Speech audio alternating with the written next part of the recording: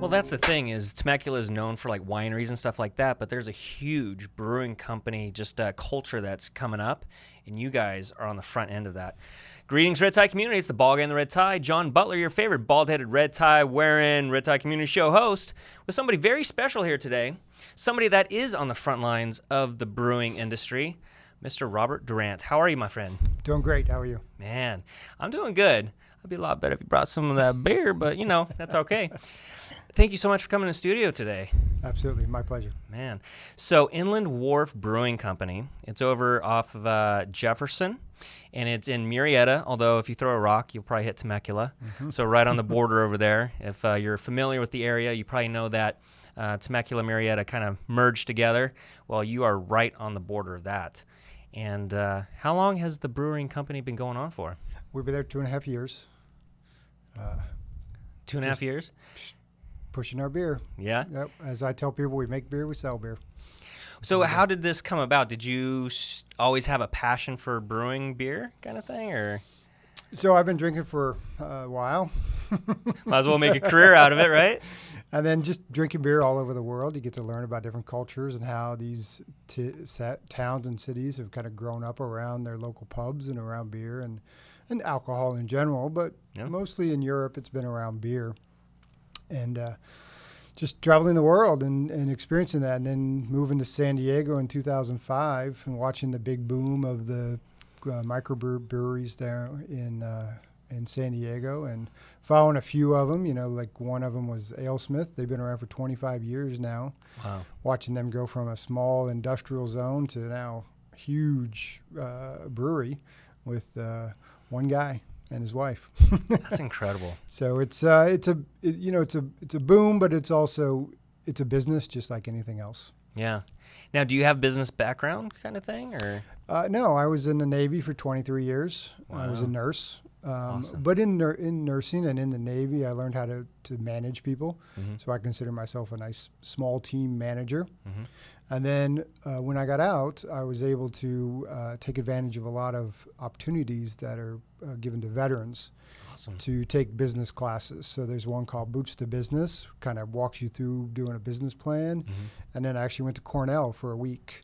And at Cornell, they taught me how to basically start up more of a food-based business, but breweries. A lot of breweries are like Carl Strauss. They have breweries and they have a restaurant. So we may get into that brew pub kind of thing, but it was a lot of business. Also hanging out with other vets. There was 25 of us, all veterans in this Cornell class. That's incredible. And, you know, first of all, thank you so much for serving our country. I admire anybody that signs on that dotted line, says, all right, Uncle Sam, you can have my life. Like, that's a commitment. So I appreciate that. Thank you. And so this is a vet-based business, right? Yes. So do you have partners involved? So I have one this? partner. Okay. We're both veterans. Awesome. Yep. Were you both in the Navy? Or? Both in the Navy, yep. Same ship? No. Okay. So it wasn't one of the, like, bunkmate kind of things? Okay. No. Nice. No. So when did you start brewing? Like, when was your first batch of beer? Just out of your garage kind of thing? Or? So we did it in our house that we rented when I was in college back in the early 90s. My roommate's brother got a homebrew kit, and we made up a batch of beer, and we looked at each other when we got done with it, and you tried first. It was drinkable. Yeah. We don't know what it was, but it was drinkable. You didn't die. No. So that's a good sign. Yep. But I have made some bad beers. Yeah. So that's what happens when you make a bad batch? You like throw it out. I mean, do you just know immediately? You're like, this is garbage. Yeah, because 99% of brewing is actually cleaning, and if you don't clean your stuff well, and if your beer gets infected, it doesn't. Bacteria will take over before the yeast will, and if you allow that to happen because of your shoddy cleaning practices, it's bad beer. You won't drink it. Is that why some batches? I'm a Newcastle guy. I like Newcastle, yep. But sometimes it's not always a consistent flavoring kind of thing. Is that what's causing that? So maybe No, Newcastle and all these production breweries, those beers are the same when they leave that place. The problem that happens is, especially with beer, is it's the cold, hot, cold, hot, cold, hot cycle. If you can eliminate that, that's why we tell people keep things cold as much as possible. But if it goes through that cycle, you really don't want to take that beer off of the warm shelf. You really want to try and get the beer that's in that cold refrigerator. But you don't know what the transportation is of that. And the great thing about our product is there is no transportation. Everything we make at our place, we sell at our place. We do have a little bit of a retail, but they're all go right out to restaurants. And we ensure that those restaurants put our kegs right into the cold boxes. That's awesome. So it's a situation where our beer doesn't have that problem. But our beer is also unfiltered, so sometimes you get a little cloudiness to it. And it doesn't affect the taste. It's just appearance sometimes. Yeah? Yep. So what's your favorite Inland Wharf beer? Do you have It's funny you mentioned Newcastle Brown Ale, because we do have it's called a dark mild called Charlie Roger. Yeah. And the Charlie Roger is very similar to Newcastle Brown Ale. And it's just got a lot more flavor to it. Yeah, some strength to it. Yep. And most of our names are all based upon things that I've done in the military. So Charlie Roger, I was stationed in Haiti with the Marines. We were doing medical, since I was a nurse for the Navy. And we put up a Jolly Roger flag, but we didn't want to call it a Jolly Roger. We had to call it a Charlie Roger. It's awesome. So does do you have labels and stuff like that? Or not on that one. No? But that'd be funny. Some of them we do. We have another one called Westpac. That's one of our flagship West Coast IPAs. Westpac is what Navy guys and Marines do when they go overseas from here. They go to the Western Pacific. So that's your deployment when you go on a Westpac. So everybody knows what Westpac means.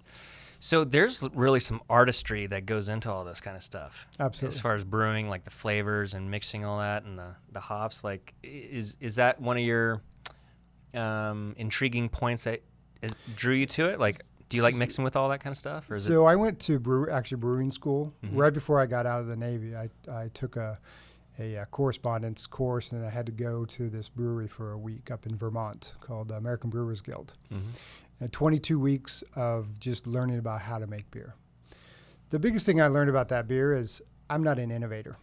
I follow directions, I follow recipes, I follow traditions. So what you get at our place with our beer is you get a traditional beer the way it should be. And the way you do that is you use, let's say we're making a German Pilsner.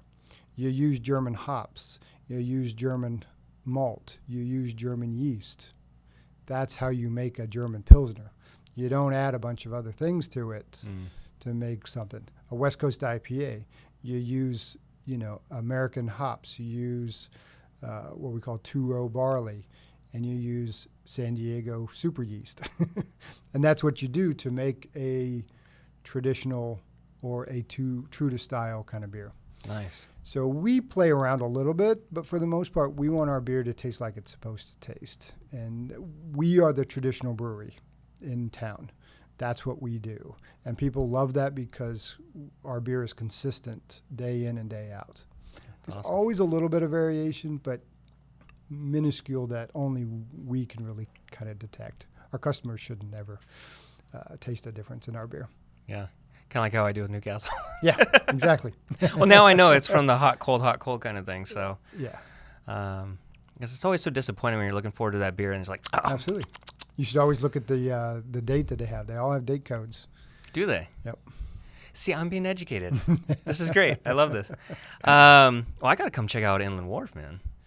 And actually, we have some video footage that Mr. Billy the Tate, I always call Billy the Tate, of 2819 Productions. He actually has a special video clip. So are you ready to see it? Let's go. All right, let's check it out.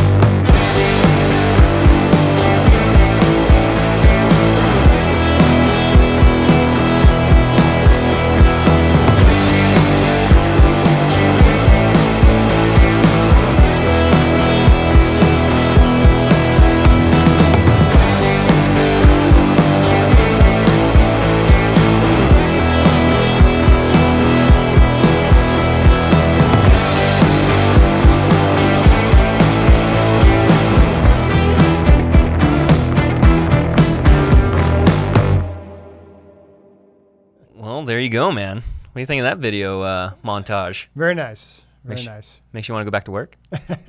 Absolutely. It's a nice facility you got there. Thank you. So did you guys built that from the ground up kind of thing? And Yeah. wow. Yep. So going to my brewer's school, part of it was how to lay out your brew house. So it allowed me to be able to select what I needed to do in the size and build out what I needed to at least last me a couple years in business before we had to upgrade. That's very impressive. I mean, that's not buckets from Home Depot. That is some serious equipment that you got there. Yep. So now how long does the process take from starting a batch until someone can drink it? Usually about 3 weeks. So we brew it up on one day. You put it in the mash tun, then you drain off what we call wort into our brew kettle, brew it, or I'm sorry, not brew it, but boil it up for about an hour and a half, kind of depends on what the beer is, and then you transfer it over into the fermenters. And then it sits in the fermenter for 2 to 3 weeks. Wow. And then it's ready to go? Mm-hmm. Or does it have to be like cooled down or? Nope, then it's ready to filtered? go. Wow. Yep. That's impressive. And how many varieties of beer do you have? So right now we have 10 taps of our tap beer, and then we have 3 of our cask beers. So our cask beers are kind of special to us. We're one of only 3 breweries in California that do cask conditioned beers. The main thing of the difference is we do traditional English style. They're 52 degrees versus 38 degrees, and then they're also naturally carbonated versus our keg beers, which are forced carbonated. So the biggest difference is it's a lot kind of smoother, kind of creamier, much like a Guinness is how those present themselves. Does that have a like higher alcohol content kind Actually, of they're thing? lower. Most Really? of them are around 4% ABV. A traditional English style beer is kind of goes off of what we call these session beers. But these English used to drink all day. So they wanted to drink a lower alcohol, lower ABV. Very rarely you'd ever find an English beer over 6%. Most are around 4. They even have some that are 3.5%. Wow. So it's just meant to be, drank throughout all day. As it should at be. the pub. That's awesome. Yeah. So you're married. I am. How do you convince your wife to be like, hey, I need to go somewhere for 6 weeks to learn about beer?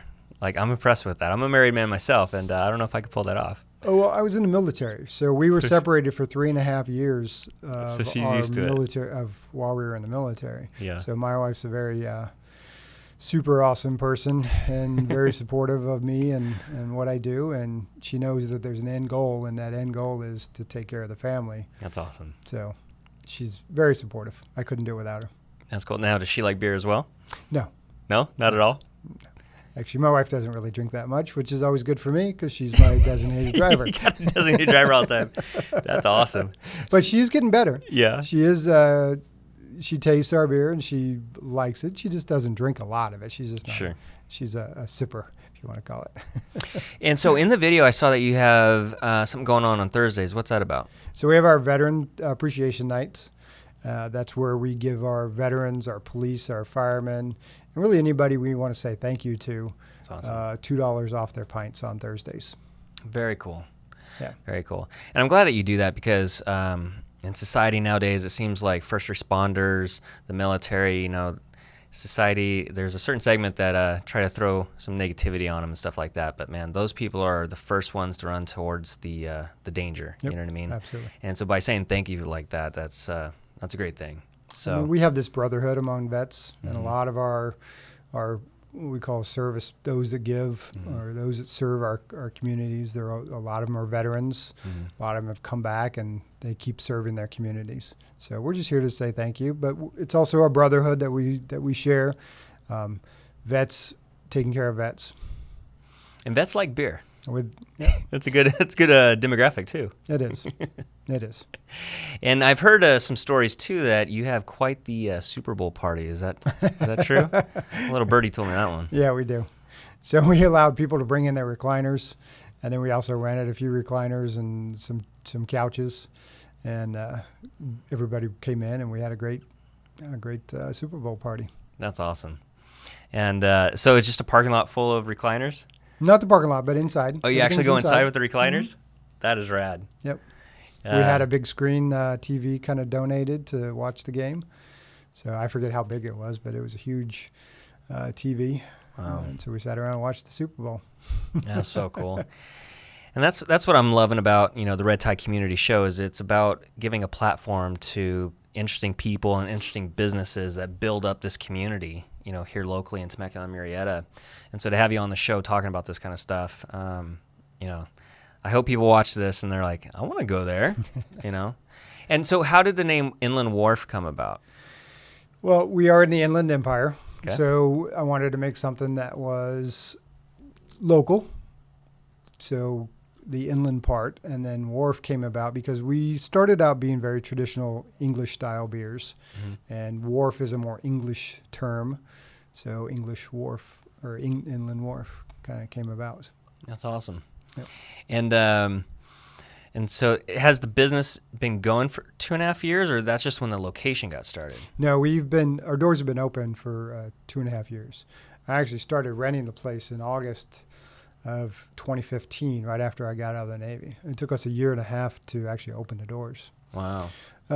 It's not as easy as people think. Just I want to start a brewery. Let's do that. There's several different entities that you have to go through: city, county, state, federal.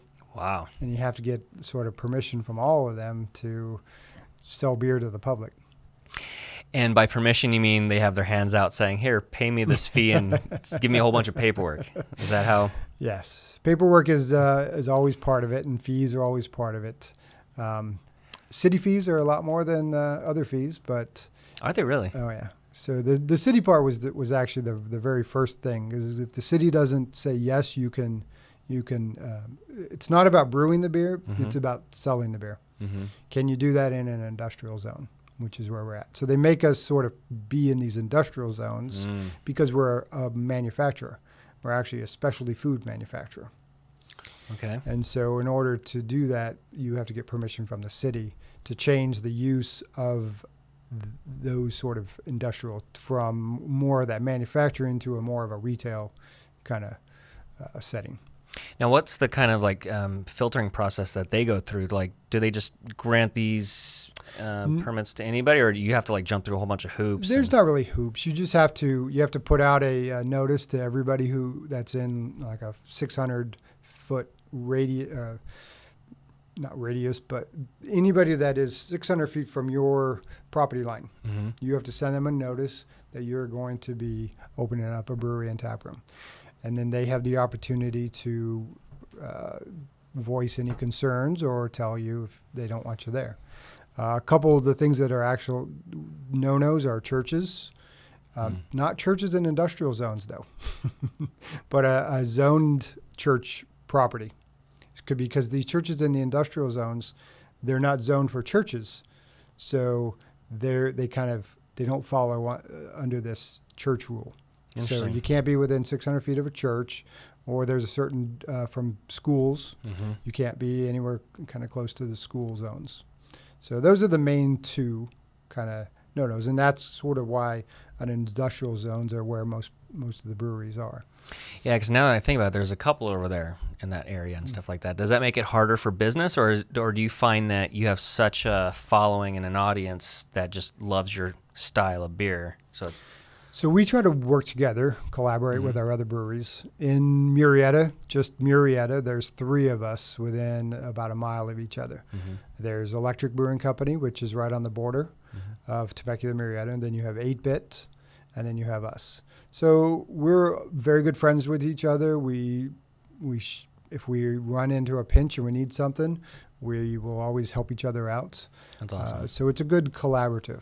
But the great thing about what we're doing is each of us has a much different style of beer. Electric is doing a lot of these hazy IPAs, so we refuse to do hazy IPAs. Well, that's cool. So you give them their space, you take your space. Yeah, okay. And we are a traditional brewery. You mentioned about our fans, though, our diehard customers. So in March there's a week that's Craft Beer Week. And the Chamber of Commerce here in Murrieta and Wildomar does a fabulous job of supporting all the craft breweries, not only in those two towns, but also in Temecula. So they put out a passport. So if you take that passport and you go to as many breweries that are participating, all of them aren't. There's always a few that don't like to play in the sandbox, but whatever. But those that are participating, they get, you go to that brewery. You don't even have to buy anything, but you get a stamp on there. And then you take that passport and you give it back to the last brewery you were at. And then we give them to the Chamber of Commerce. And what they do is then they draw for prizes or glasses and things like that. But the telltale about that whole story was Wednesday and Thursday were open. We had a lot of new people coming in that wanted their passports signed. Mm-hmm. And we were able to give out a few of them. But on Friday night, when our regulars come in, they didn't want them because they don't go to anybody else. So our customers are very loyal to us because we are the same. They're veterans, they're fire, they're police, they're the people that serve our community, and they appreciate what we do and who we are, and they just don't go anywhere anymore. That's the backbone and lifeblood of any great business. Any business, yes. So that is so important. So that's cool. It is. And so how do you guys kind of like market and promote yourselves? Is it mostly through word of mouth, or is it, do you have other campaigns going on? What we do is very organic. It's you tell your friends come in, friends tell other friends. So we don't have a huge growth right now. We have a very organic growth, which is what we want. We don't want to all of a sudden be the place to go. The trendy hot spot for a week or two, and then it just burns out. Yeah. So that's, it's organic. Mm-hmm. We do Instagram, we do Facebook. Actually, I do Instagram, I do Facebook. Nice. I actually put out a newsletter that we call the Plan of the Week. In the military, in the Navy, we had a Plan of the Day that told you what was going on that day. So we kind of keep going with that. That's awesome. The other thing we have is a mug club. And our mug club members are the kind of the lifeblood of what we are. We have over 400 members now of our mugs. And it's super easy because you just come in and it's $100 a year. You get a mug with your name on it. Only you drink out of that mug. We store them all there for you. And the only request about names I tell people is it has to be appropriate for my 16-year-old daughter to read. That's important because you know how when people had some beers, they come up with some pretty creative names or nicknames for their buddies, especially. Yeah. And, in our community, we can be out there. Yeah. And so we have to make sure that everybody understands the morals of my business. And the morals kind of fall in with my daughters. And I want my daughters to be able to take over my business at some point. So if I don't set these kind of boundaries and that's awesome. Moral obligations, then you never know where it's going to go. Well, it's so important to have a moral compass, and it's interesting that you would say that. So, I respect and admire that because there's a lot of companies that don't have a moral compass. Mm-hmm. They'll chase anything for the buck or whatever. So the fact that you put some boundaries and guidelines on that's, I think, a sure sign of sustained growth. Mm-hmm. You know what I mean? So, absolutely. That's awesome. So you have daughters. How old are your daughters? 15 and 16. So two daughters. And I was gonna say, do they like beer? But hopefully they haven't had any yet. So, is this something that they might want to pursue, or just? It's up to them. If they want to be a small business owner, that's fine. Because it's really not about the beer. It's the beer business. Yeah. It's not about the drinking of the business. Right. It's kind of like the old saying: "Don't drink your own stock," or don't get high on your own supply." Yeah. So as long as you understand the boundaries and what's, as a business owner, what you can and can't do. I always like to watch Bar Rescue. Mm-hmm. I know it's a lot of theatrics that they put in those shows. Sure. But it does kind of hammer in. Don't be the drunk guy at the bar. Don't be buying rounds for everybody. Don't be doing all those things because you won't have a business. Yeah. You're going to blow your business if you do all that stuff. Yeah. I'm sure we've all been in a bar that's been like that, and it's always very interesting. Yeah. When the proprietor is already half hammered and it's like noon, you're like, oh, So I'm just going to fill up my own beer. We're good, right? Okay. The guy wakes up later. Oh my gosh, where did all my profits go? Yeah. But that's awesome. So starting a business, Murrieta, brewing company, raising a family. Yep. What's next? Just continue to grow and keep growing. And how would you like to see that happen? Well, so I tell people I turned 50 this year. Yeah. So I don't want to be out of this business forever, or I don't want to be in this business forever, but I want to kind of grow a legacy. And the beer industry is changing right now. There's a lot of breweries that are going out of business. They've over leveraged themselves to a point because everybody thought that their profits are going to keep going, everything's going to go. So for us, our is steady, small growth. Mm-hmm. You don't want to become, you can't outgrow who you are or what you are. So in a few years, we may move to a bigger space, but I'm not moving until we can afford that. Too many people kind of buy other breweries that are going out of business, and by the time they split up all their customer bases, their customer base is still the same. So they haven't grown anything, and what they've done is they've just doubled all their expenses. So for us, it's just that steady, slow growth. We're not going anywhere. We're going to be in Murrieta for a long time.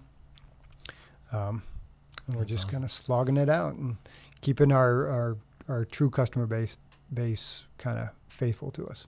What are the hours and times that you're open? So we're open Wednesday through Sunday. Wednesday and Thursday, 3 o'clock until 9 o'clock. Friday night's kind of our late night. We start our new cornhole tournament coming up on this Friday night. Cornhole's become a big event for us. So you're going to create like the Olympics of cornhole? Well, our cornhole, unfortunately, we're restricted on how the length of our boards are, so we're not true kind of tournament style. We can't ever hold a true tournament there. I didn't know that was a thing. Oh yeah, there's a Southern California Cornhole League. Oh wow. Yeah. All right. They've come in and wanted to do things, but we can't make our boards 27 feet apart. Oh, okay. So we just have a fun time, and our customers come in and just have fun. We do a 6-week league, and we give away prizes. We don't charge anybody to come. I want people to just come in and have a good time and drink our beer. Yeah. So the last winners, we gave them katana swords. We've given away Spartan helmets. This time it's going to be special, but it's going to be along that kind of warrior mentality that There's a theme there. I like that. We've done paddles in the Navy. We do these like oars, people call them, but they're paddles, and we had engraved on them cornhole champions. So it's all, related to our warrior kind of mentality. That is awesome. That was very cool. Well, I can't wait to get in there and check it out. So, folks, I think you should too. So if you're in the Murrieta area, make sure you check out Inland Wharf Brewing Company.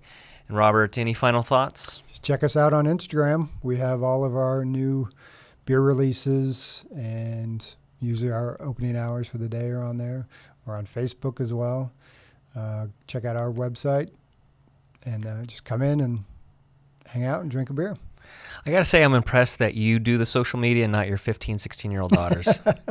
If I had 15, 16-year-old daughters, I would probably just have them here. Because, they're doing that all the day anyways. So the biggest issue with that is I've had a couple companies try to do my social media. Right. But to me, our message is my message. Yeah. So if I give that to somebody else, they don't get it. Yeah. So last year on May the 4th, this company that I had doing our social media put out a post with a toucan in a trench coat. What does that mean? It means nothing to us. Yeah. So it's not us. It's not who we are. It's not supporting who we are as veterans, who we are as community service. Right. It's just not who we are. So for me to give that up, it's not that I'm a micromanager. It's I don't want that to happen again. Yeah. So all of the things I put out are where I am, what we're doing at the brewery, and how we're supporting our community and our vet community, our local community, because we are always trying to put out things of where we're at and what we're doing in the community. We do a lot of beer festivals that are just here locally, and all that money that they raise goes right back into their nonprofit organizations. So I'm very lucky and fortunate that I have a commodity that I can give to nonprofit organizations and they can make money. Yeah. And it's not, it's not just me handing them over money. Yeah. But they can make more money off of what I give them. So that's who we are, and that's what we do. That's awesome. I think the resonating theme that I get from this conversation is integrity. It seems like all the way from the way that you're building your business to the moral compass of it, to your branding of it, to just the way that you're building your business. It's all about integrity, so that's awesome. Now, one of the beers that you have is actually Warrior Built. What's kind of the backstory to that, and how did that, what inspired that? So our Warrior Built IPA 232, very special beer. So a lot of our beers we name after the way ships are named. Mm-hmm. So our Westpac IPA-1. It's Westpac is the name of the beer or the name of the ship. IPA is the class or style of the beer versus the class of the ship. And then it's the first one in its series. So even though it's Warrior Built IPA 232, it's not the 232nd one in there. But Warrior Built Foundation is a local group that what they do is they bring vets into their, it's a garage. And what they do is they bring those vets in to give them some recreational therapy. They have bikes, or cars or Jeeps, whatever they have. But what they do is they reach out to suppliers to supply them with parts and equipment to build their bikes. So Snap-on has given them all kinds of tools that they can do fix their bikes, fix their Jeeps. They're also supported by Monster, the energy drink, and they have several other sponsors that help them to provide a place for these combat vets, because that's who they are there to support, is these combat vets. And they offer them PTSD counseling. They offer them music therapy. That's awesome. They actually do a podcast in there as well. Very cool. So lots of outlets for these guys to help them with their PTSD. We just went through PTSD month. There's a lot of support out there for people with PTSD. It's difficult for a lot of people to understand how PTSD affects a lot of military guys. It's hard to understand how a 19-year-old kid is at war and then his buddy gets shot. And how is he going to process that? He doesn't have any way of doing that. Yeah. So those feelings all manifest into different, not sleeping, not eating, anger, rage. We all have this kind of sense of entitlement when we come back after serving our country in war. And sometimes it's uncontrollable, and sometimes it just comes out in the worst spots. Yeah. So you have to be careful sometimes with some of these vets on their trigger points. And a lot of, like Warrior Built Foundation, PTSD Foundation, there's all these places that help them to cope and manage those symptoms. Man. So that's incredible, because it's such a, it's a big thing right now. That's happening to our servicemen and women that are coming back, and they've given so much on the battlefield, and then they come back, and I can't imagine what's going on inside there. So there's a lot of statistics out there. Everybody's heard of the 22 a day veterans that commit suicide every day.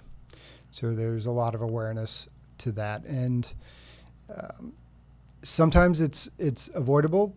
A lot of times it's not, and that's what the hard part about it is. Sometimes you can't save everybody.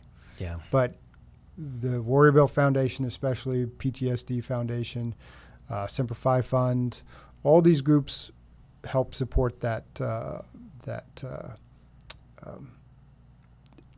therapy. That's to help them deal with and give them coping mechanisms to deal with this. We have the Vet Center here in town. They're another great outlet to go, and if you need help. I went there because I had a crisis a while ago. I went there a long time ago when my brother was killed. My brother was in the Navy as well. So my father and me went to the vet center, and they helped us get through that, because as a 20-year-old, how do you deal with your brother being killed? Wow. So it's there's a lot of there's help out there for everybody. That's awesome. And it sometimes it takes everybody or just somebody to ask that vet, how are you doing? Yeah. And really ask them, because if you're just, we all say hi, how you doing? That means nothing to anybody. Yeah. I have a saying that I say, people go, hey, how you doing? I'm super awesome. How are you? And I say that because it usually puts a smile on their face. It makes them think about other than what our normal reactions are, good or fine. Yeah. Well, it's funny because my pastor was talking about that the other day, where we just always have that blanket statement of I'm fine, good, fine, okay, and then nobody ever knows what's going on beneath the surface. But when somebody's been in those type of situations, there's a lot going on beneath the surface. Always. So thank you for just being an outlet and a shining light with Inland Wharf. If you're in the veteran community, definitely check out Inland Wharf. And so what are the best days and times to come and visit you guys? So we're open we're closed Monday and Tuesday. Okay. We're open Wednesday and Thursday, 3 to 9. We're open Friday, which is 3 to 10. Yep. And that's our night for our cornhole tournament. Nice. It's a good event to come in for our cornhole tournament. We're open Saturday and Sunday. Saturday it's noon to 8. Sunday it's noon to 7. Excellent. Yep. But our cornhole tournament's a great event to come into. We always give out really cool prizes. We let people come in. We don't charge them to play. Mm-hmm. We just have them come and enjoy a night of cornhole.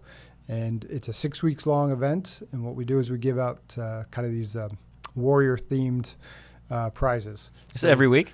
So we take a couple weeks off after each tournament, but it's a 6 week long tournament. And at the end, like our last guys, they won. We gave them 2 katana swords. Nice. We've given them Spartan helmets. We've done paddles, which are oars, but we have them all engraved and wrapped with rope on the handles. So we kind of some good gifts. Yeah, the new one's going to be on a warrior theme as well. Very cool. Yeah. Well, awesome. Well, Robert, thank you so much for coming into the show today and just being a shining light in our community. I can't wait to get in there and try some of that beer. Charlie Rogers, is that right? Yep, Charlie Rogers. I'm going to get some Charlie Rogers for myself. I'm going to enjoy it. And ladies and gentlemen, if you are in the community in the Temecula Murrieta, make sure you check out Inland Wharf Brewing Company, because it is pretty impressive. So let's make sure we all check it out, support the people that support our community.